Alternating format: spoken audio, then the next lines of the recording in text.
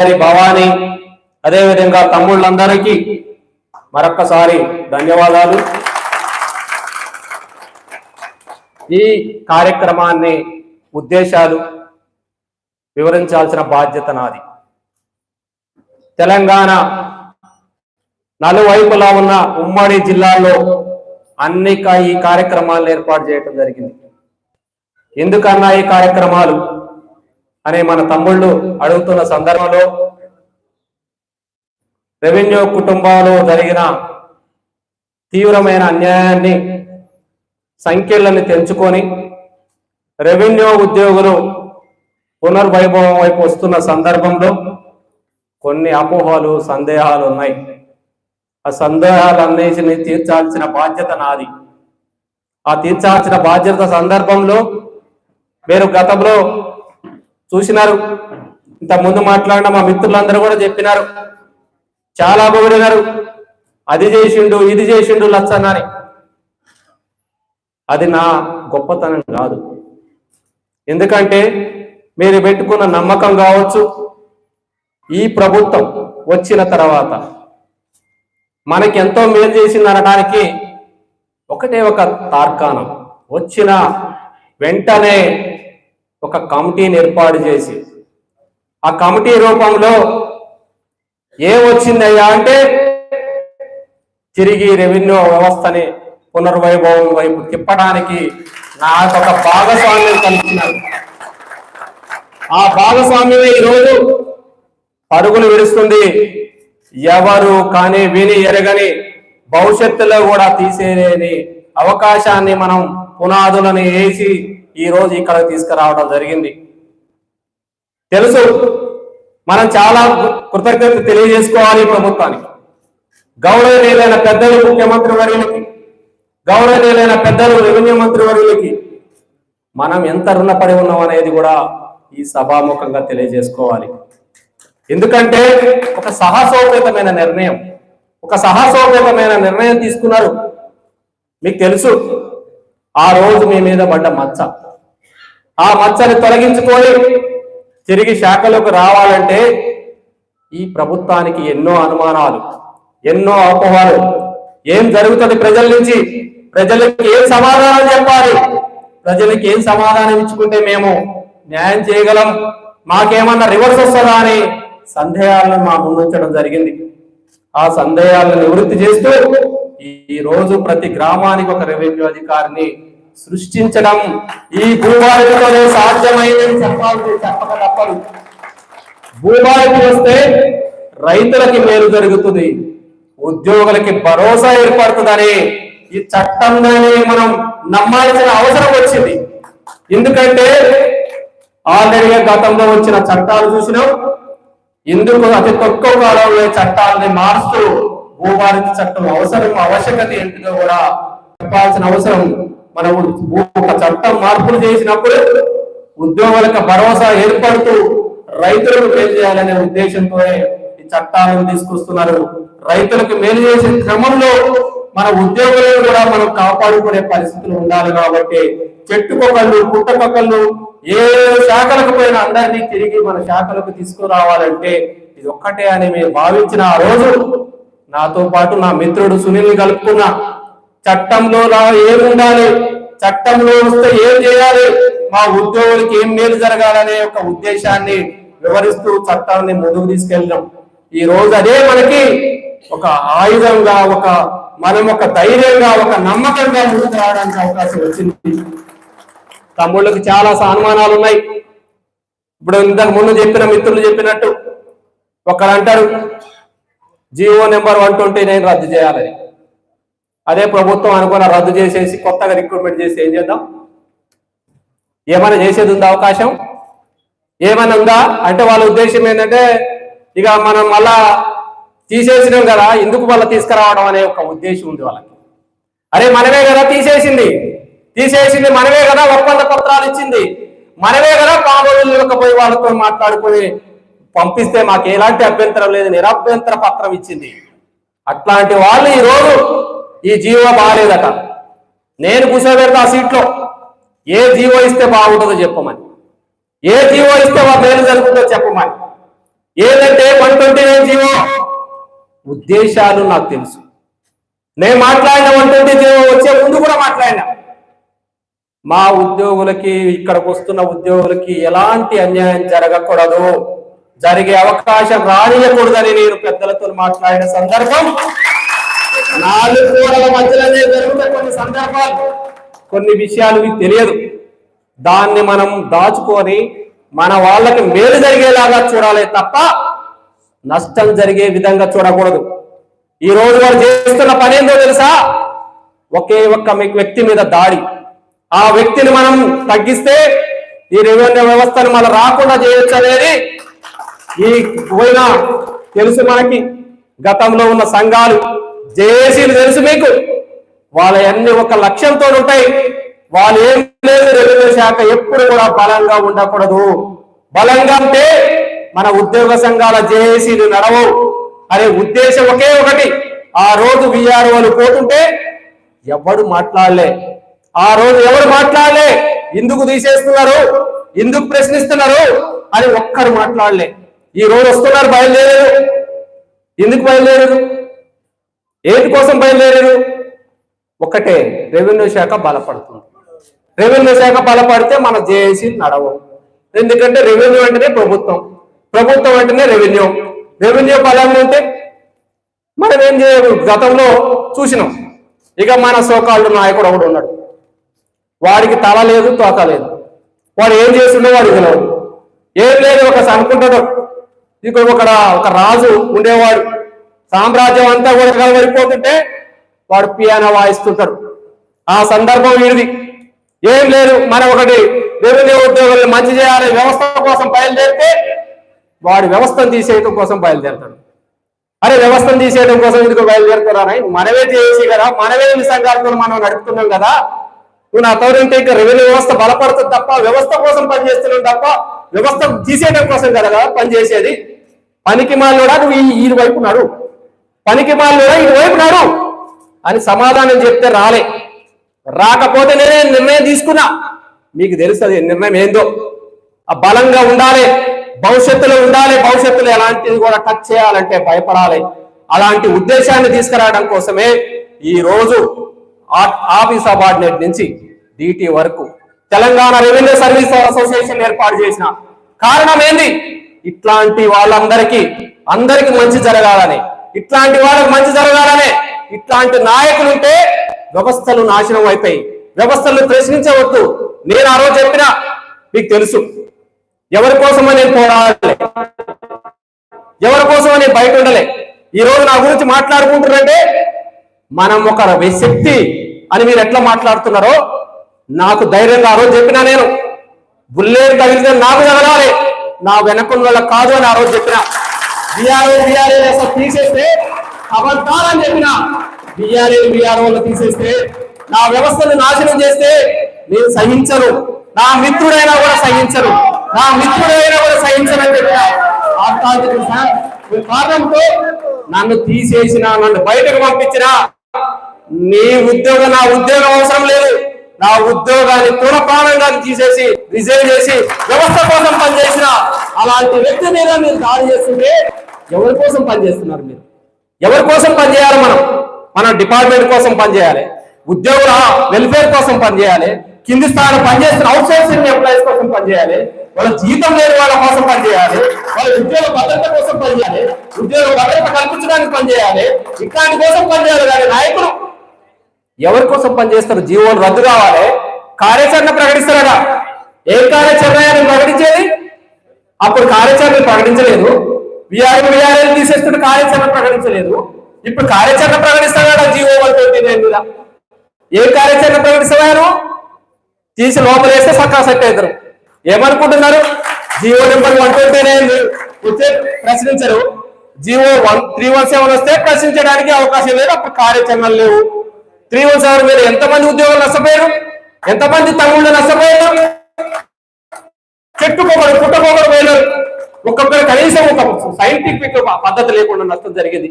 ఈ రోజు దాన్ని పూరించడానికి మా మీద చూస్తుంటే ఏడుపు వస్తుంది. ఒక్కొక్కరు బాధలు చూస్తుంటే వాళ్ళని ఒక్కరిగా తీసుకుపోయేస్తే, ఏ జిల్లాలో వేస్తే వాళ్ళని తిరిగి తీసుకురావడం ఎలా సాధ్యం? విఆర్ఏలను చూస్తే జూనియర్ అసిస్టెంట్, రికార్డ్ అసిస్టెంట్ పేరుతోని జోన్లు, జిల్లాలు దాటిచ్చినారు. అది అసలు ఏమన్నా పద్ధత?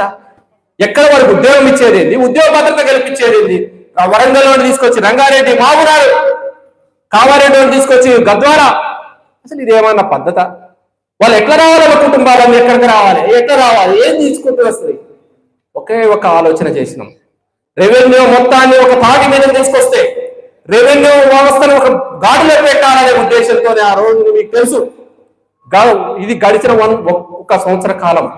ఇది ఒక సంవత్సర కాలంలో మార్పులు వచ్చినాయి. ఎన్ని మార్పులు వచ్చినాయి మనం చెప్తాను, చెప్పమనండి. సోకాలు మొత్తం సంఘాలు, ఉద్యోగ సంఘాలు, జేఏసీ పనిచేస్తున్న ఉద్యోగ సంఘాలు అన్ని చెప్పాలా. ఎందుకంటే నేను ఇది చేసినా, నేను ఇది తెచ్చినా, నా వల్ల ఈ జీవో వచ్చిందని చెప్పమను. నేను చెప్పుకుంటా పోతా. 33 పోస్టులను రెవెన్యూ శాఖలో క్రియేట్ చేయించిన భారతదేశం లేదే చేయించిన నేను.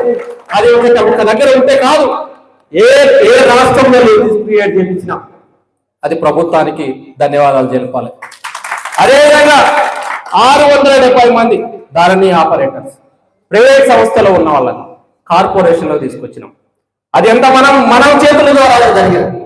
అదేవిధంగా లేని పోస్ట్ 10 సంవత్సరాలుగా పనిచేస్తున్న పిల్లలు, వాళ్ళకి ఉద్యోగ భద్రత లేదు, కనీసం వాళ్ళకి తీసేస్తే కనీసం వాళ్ళ జీతాలు లేని పరిస్థితిలో ఉన్న సమయంలో పెద్ద నా దగ్గరకు వస్తే నేనున్న భరోసాతో 330 మందికి ఉద్యోగాలు తీసేస్తున్న క్షణంలో వాళ్ళ ఉద్యోగాలకు భద్రత కల్పించిన. ఇంకా చెప్పుకుంటా పోతే ఎన్ని మనం చేసినాం.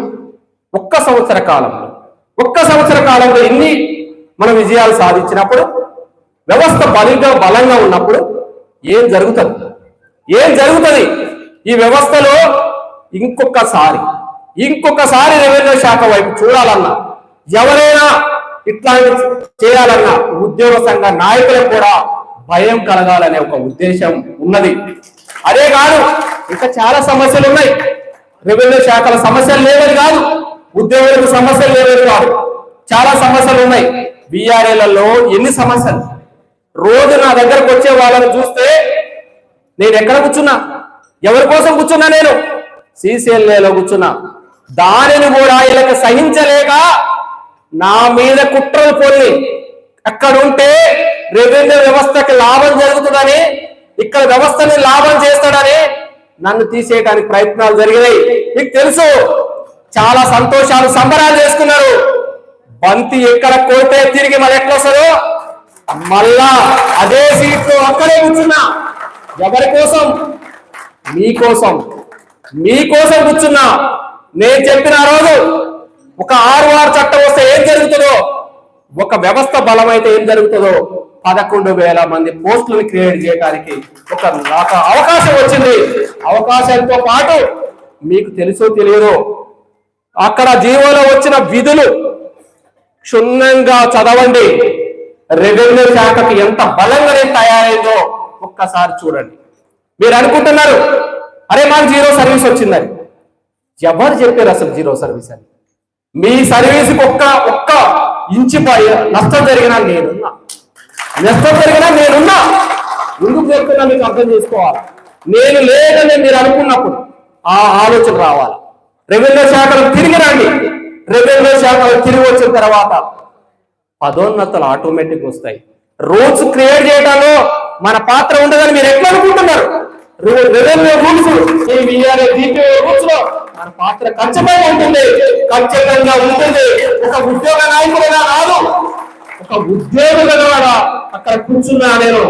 మీకు తెలుసు, ఈ రోజు డిప్యూటీ కలెక్టర్ అసోసియేషన్, తహసీల్దార్ అసోసియేషన్ కి 24 గంటలు 365 ఉద్యోగం చేయకుండా తిరగమని జియో ఇచ్చింది ప్రభుత్వం. కానీ మేము ఎవరన్నా తిరుగుతున్నామా? ఉద్యోగం చేస్తున్నాం, ఉద్యోగంలో ఆదర్శంగా ఉన్నాం. ఒక ఆదర్శంగా ఉంటూ చట్టాలలో మమైకమవుతున్నాం. ఏదైతే కావాలో చిన్నవాళ్ళ ఉద్యోగుల నుంచి పై ఉద్యోగుల దాకా ఒక ఉద్యోగంలో ఉంటే వారికి ఏం నష్టం జరుగుతుంది, వారికి ఏ కష్టాలు ఉంటాయో మాకు తెలుస్తుంది. రోమియోగా రోడ్డు మీద తిరిగితే ఏం తెలుస్తుంది? రోమియోగా రోడ్డు మీద తిరిగితే వాళ్ళకి తెలుస్తుందా? సంఘాల నాయకులు చేసి పేరుకొని ఈరోజు ఏం చేస్తున్నారు? ఒక్కడ ఉద్యోగం చేస్తుందా? చూసినా మీరు వాళ్ళని చూసినా? తెల్ల సొక్క తెల్ల పాయింట్, ఎవడాయుడు తెల్ల సొక్క తెల్ల పాయింట్ వేసుకోవడానికి రాజకీయ నాయకుడు ఆయన. ఒక్కసారి చూడండి, ఆ స్టేజ్ మీద మా స్టేజ్ మీద చూడండి, ఒక్కలాగా తెల్ల సొక్క తెల్ల పాయింట్ ఉన్నాయా? తెల్ల సొక్క తెల్ల పాయింట్ ఉన్నాయా? వాడు వాడికి మానవుడు కూడా తెల్ల సొక్క తెల్ల పాయింట్. అరే ఎవడాయుడు రాజకీయ నాయకుడు ఏమన్నా? సంఘాలు నడిపే నాయకుడు వాడు తెల్ల సొక్క తెల్ల పాయింట్ వేసుకురా. మొత్తం మా వాడి మిత్రుడు వస్తే ఫోన్ చేసి అనుకుంటున్నా ఏమన్నా వాళ్ళని చూస్తే మొత్తం వాళ్ళంతా కూడా ఒక వీధి రేడి లాగా తెల్ల సొక్క తెల్ల పాయింట్ వేసుకురు. మీరే ముద్దుగా కూర్చున్నారు, కళలు వేసుకురు, కళ పాయింట్ వేసుకురు లాగా. అది మా లక్ష్యం, అది మా మోటో. ఇక్కడ కనిపిస్తుంది కదా, ఉద్యోగ సంఘాలంటే, ఉద్యోగ సంఘ నాయకులంటే ఆదర్శం ఉండాలని. అట్లాంటిది మన ఆదర్శంగా నడుపుకుంటూ పోతున్నాం. ఇంకా ఎన్ని మిరాకిల్ చేయొచ్చు మనం ఒక్క సంవత్సరంలో ఎన్ని చేస్తే. ఇంకా అనుకుంటున్నారు తమ్ముళ్ళు చాలా మంది అప్పవాళ్ళు జీపీ వాళ్ళు. అరే నేను చెప్తున్నా మీకు అన్ని విషయాలు చెప్పలేదు. ఉద్యోగ భద్రత, ఉద్యోగం వచ్చిన తర్వాత ప్రమోషన్ భద్రత. నేను ఒకటే చెప్పిన, చాలా సందర్భాలు చెప్పిన మా ఉపేందర్ చాలా మందిని తీసుకొని వస్తుంటాడు నా దగ్గరికి. ఎన్నో సందర్భాల్లో పాపం చాలా అవమానాలు పడ్డాడు, చాలా మెసేజ్లు పడుతున్నాయి, చాలా వాళ్ళని క్రిటిసైజ్ చేస్తున్నారు. అరే వాడు మెసేజ్ పెడతాడు, తల లేదు తాగలేడు, వాడు పెట్టలేదు, మనోళ్ళు ఎవరు పెట్టలేదు నాకు తెలుసు. కానీ వాళ్ళకి కడుపులో మంట పుట్టి వాడు పెట్టాడు, మనోడు విఆర్ఓ కూడా విఆర్ఓ అని పెట్టిండోడు, కింద పేరు పెట్టుకునే దమ్ము లేదు, వాడి మనోడు కాదులే. వాడెవడో వాడు రాసుకుని అలా పెట్టిండు. ఏం పెట్టిండో తెలుసా? వాడెవడో తీసేసిందట, మన ఇంకా బాగా తీసేస్తున్నమాట. ఇది ఈ వ్యవస్థని మనం బలిష్టంగా చేస్తున్నప్పుడు, అరే పరీక్ష వద్దా, మాకు పరీక్ష వద్దు, అరే పరీక్ష వద్దు అని అంటున్నాం. సరే పరీక్ష వద్దు మనం కూడా అనుకుందాం, సరే పరీక్ష లేకుండా తీసుకుందాం. మన పరీక్ష లేకుండా తీసుకుంటానికి నేను కూడా పరీక్ష లేకుండానే అడుగుతాను. వాళ్ళు పరీక్ష పెట్టరు, అది మన మంచిగా ఎందుకు అనుకోకూడదు అని నేను అన్నా. మన వాళ్ళ దగ్గర చాలా సందర్భాల్లో మాట్లాడాను. ఏం మాట్లాడినా తెలుసా? అరే మీకు చాలా అనుభవం ఉంది, మీకున్న అనుభవం చాలా ఎక్కువ. 11,000 పోస్టులు ఉంటే 6,000 మంది పరీక్ష రాస్తే ఇది పరీక్ష అంటారా? ఇది పరీక్ష కదా? ఇది ఉద్యోగాలు ఎక్కువ ఉంది, ఉద్యోగాలు తక్కువ రాస్తే పరీక్ష కదా? 100% పాస్ అవుతారా? పాస్ కాకపోతే నాకు అడిగి రారాదు, మళ్ళా పెట్టిస్తే మళ్ళా పాస్ అవుతాం. ఇదేమన్నా గొప్పదనమా? కానీ దీనివల్ల మనకి ఎంత ఎంత ఇట్లా గల్లా ఎగరేసుకుని ఎట్లా చెప్పగలం తెలుసా? ప్రజలు అడిగితే, ప్రజలు వచ్చి మీరు ఎట్లా వచ్చారని అడిగితే, మేము పరీక్ష రాసి వచ్చినాం, మా తెలివి తీసుకొచ్చారు, మేము తెలివితో వచ్చినాం అని జవాబు ఇవ్వడానికి అవకాశం ఉంటుంది. ఒక ధైర్యంగా మనం చెప్పగలం. అదే దొడ్డిదారి వచ్చిన అనుకో, ఏం చెప్తాడు అని వాడు చుట్టేయని మనం పడాలి, వాడు శాపించేయని మనం పడాలి, వాడు చెప్పించేయని మనం పడాలి. వాడు ఏ సమస్య వచ్చినా మన మీద చేస్తాడు. వాడి కడుపులో వచ్చింది నా కాళ్ళు నొప్పి వచ్చినా, అవునా కాదా? రెండోది ఆత్మగౌరవం కోసమే తెలంగాణ తెచ్చుకున్నాం. ఆత్మగౌరవం కోసమే తెలంగాణ వచ్చింది. ఆత్మగౌరవం కోసమే చెట్టుకొకళ్ళు పుట్టకొకళ్ళు పోయిన వాళ్ళం తిరిగి రెవెన్యూ శాఖలోకి వస్తున్నామంటే గల్లా ఎగరేసుకుని ఆత్మగౌరవం నాకు దక్కింది, మాకు ఇంతకన్నా ఏం కావాలి అని మనం అనుకోవాలి. అంతే కదా? అట్లాంటిది మనకు కావాలి. నేను చెప్తుంటా మన మిత్రులందరికీ, ఉపేంద్రరావు ఎన్నో చెప్పినా, ఉపేంద్రరావు వస్తే తమ్ముడు మీరన్నీ అనుకుంటున్నారు, మనకి సెల్ఫ్ రెస్పెక్ట్ ముఖ్యం. సెల్ఫ్ రెస్పెక్ట్ ఎందుకు ముఖ్యం? ఎందుకు మన మీద ఏ ముద్ర వేసిరు? అవినీతి ముద్ర వేసిరు, కుటుంబాలను కూడా వేసిరు, కుటుంబాలను కలుపుకొని పోవడానికి కూడా, ఒక దగ్గర పోవడానికి కూడా మనకు అవమానంగా భావించినాము, అవమానంతో పడ్డాము, ఎంతో అవమానాలు పడ్డాము, ఎంతో మంది చనిపోయారు అవమానాలు భరించలేక. అట్లాంటి వ్యవస్థను ఇప్పుడు తీసేసిన తర్వాత తిరిగి తీసుకొస్తున్నప్పుడు ప్రభుత్వం ఒక క్వశ్చన్ వేసింది, నన్ను ఒక ప్రశ్న వేసింది, వీళ్ళ మీద మచ్చ ఉంది కదా, వీళ్ళని తీసుకొస్తే మా పరిస్థితి ఏంటయ్యా? ఒకటే అన్నా నేను ఒక్కటే అడుగుతా, మీరు నా మీద ప్రేమ కానీ నా మీద అభిమానం కానీ మీకు ఉంటే దానికి సమాధానం చెప్పండి, అప్పుడు వాళ్ళని తీసుకోకండి. ఒక్కడే చెప్పినా, వాడు అవినీతి పరులే, ముద్ర వేసిండు ఒక ఆయన, ఒక పెద్ద విషయం ముద్ర వేసిండు అనుకుందాం, సరే దొంగ అని ముద్ర పడ్డది. ఒక శాఖలో నుంచి ఇంకో శాఖలో పోయిన తర్వాత మరి దొంగే కావాలిగా. దొంగ అవుతాడా దొరైతాడా? దొంగ అవుతాడా దొరైతాడా? ఒక్కసారి గణాంకాలు తీయండి అన్న. ఏమైనా తప్పులు చేసినాం తీయండి అన్న. నాకు కూడా తెలియదు కదా, మీ కాడ ఉంది కదా సమాచారం మొత్తం. అంటే సమాధానం లేదు, సమాధానం లేదు. ఇదే మన గొప్పతనం. అంటే తప్పు చేసినోడు అక్కడ తప్పు చేయలేదంటే, అవకాశం ఉన్నా తప్పు చేయలేదంటే ఒక్కసారి ఆలోచించండి. మనం మంచి వచ్చాడు నేనా అన్నా, నువ్వు ఎవరిని కూర్చోబెట్టినా ఆ సీట్లు ఎవరిని కూర్చోబెట్టినా ముద్ర వేసిన తర్వాత దొంగ అవుతాడే, ఇంతకన్నా ఏమవుతాడు? ఎందుకంటే ఒక మంచి టీచర్ తీసుకొచ్చి కూర్చోబెట్టినా వాడి భూములు ఉన్నాయి, వాల్యూ పెరిగింది, భూ సమస్యలన్నీ పెరిగినాయి. ఒక్కరికి న్యాయం చేస్తాడు, ఇంకొకరికి న్యాయం చేయలేము. వాడు మన దొంగే అంటాడు తప్ప ఏదో దొర అని చెప్పాడు. ఇంతకన్నా మించింది మనం ఏం చెప్పగలుగుతాం? ఎవరినైనా కూడా ఇది ఉంటుంది. వ్యవస్థ అన్న తర్వాత లోపాలు ఉంటాయి, సరి చేసుకుని పోవాలి తప్ప వ్యవస్థను తీసేస్తే వాళ్ళందరూ ఎక్కడ పోతారు? ప్రభుత్వం రావడానికి ఎవరు కారకులు అని ఒక్కటే మాట అడిగినారు. సమాధానం లేదు కాబట్టి ఆంక్షలు లేకుండా ఆత్మగౌరవంతో వచ్చే అవకాశాన్ని కల్పించినారు కాబట్టి ఈ ప్రభుత్వానికి మన జీవితాంతం రుణపడి ఉండాలి. ఈ ప్రభుత్వానికి మన జీవితాంతం రుణపడుతూ రైతులకి మేలు చేసినప్పుడే మనకి కూడా ఆత్మ గౌరవంతో మనం ఇట్లాంటి ముద్రని తొలగించుకోవడానికి అవకాశం ఉంటుంది. కాబట్టి మీరందరూ చెప్పేది ఏంటంటే, ప్రతి ఉద్యోగి ఒక్క జీపీఓ వేస్తున్న ఉద్యోగికే కాదు, మీ కుటుంబంలో మిగిలినవన్నీ రాబోయే జీపీఓ ఉద్యోగాలలో కూడా మీ కుటుంబ సభ్యులు ఉంటారు, మా తమ్ముళ్ళు ఉంటారు. ఎందుకంటే ఇది భవిష్యత్తు. 6,000 11,000కి మళ్ళా రిక్రూట్మెంట్ నిరుద్యోగులకు అవకాశం దొరుకుతుంది. అది మీ నిరుద్యోగుల మీ కుటుంబాలలో కూడా ఉండొచ్చు, వాళ్ళకు అవకాశం దొరుకుతుంది. భవిష్యత్తులో ఇది ఒక సైకిల్ తిరుగుతూ ఉంటది, ఉద్యోగాలు వస్తూ ఉంటాయి, డిపార్ట్మెంట్ బాగుపడుతూ ఉంటాయి. రెవెన్యూ శాఖలో ఇంకా సమస్యలు ఉన్నాయి. మా తమ్ముడు వచ్చి చూస్తున్నారు నా ముఖం. ఏందో తెలుసా? విఆర్ఏల సమస్యలు. విఆర్ఏల సమస్యలు అవన్నీ చెప్పుకుంటూ పోతే మన శాఖని 30,000 ఉద్యోగాలని పోయి అంటే నాకు ఎంత బాధ వేసిందంటే, అసలు ఈ ఉద్యోగం ఎందుకు రా నాయన? ఈ ఉద్యోగం అవసరమా? ఈ డిపార్ట్మెంట్ ఎంత తీసేసిపోయిన తర్వాత ఈ డిపార్ట్మెంట్ కానీ పక్క వాళ్ళు నవ్వుకుంటుంటే చూడలేని పరిస్థితిలో వాళ్ళ విఆర్ఓలను ఇప్పుడు వస్తున్న సందర్భంలో అన్ని అడ్జస్ట్ చేసిన తర్వాత కొన్ని సమస్యలు మిగిలి ఉన్నాయి. మొన్ననే ప్రభుత్వం కూడా ఒక స్టేట్మెంట్ ఇచ్చింది, వాళ్ళకు కూడా న్యాయం చేస్తామని. అది ఎవరికి? 61 సంవత్సరాలు తిరిగిన వారసులకి న్యాయం చేస్తామని. ఒక పెద్దన్నగా వాళ్ళకు న్యాయం చేయడానికి నా వంతు కృషి ఖచ్చితంగా ఉంటది తప్ప మీరు ఎలాంటి అభద్రతకు గురి కావాల్సిన అవసరం లేదు. అదేవిధంగా ఈ మధ్య కాలంలో కొంతమంది చనిపోయినారు, ఉద్యోగాలు అటొస్తూ ఇటొస్తూ మధ్యలో. అది వెంటనే అది కూడా అయ్యేటట్టు మనం ఖచ్చితంగా మన వంతు ఉంటది. నేను చేస్తా తమ్ముళ్ళు, మీరు ఎవరు కూడా అభద్రత పడాల్సిన అవసరం లేదు, ఆందోళన పడాల్సిన అవసరం లేదు.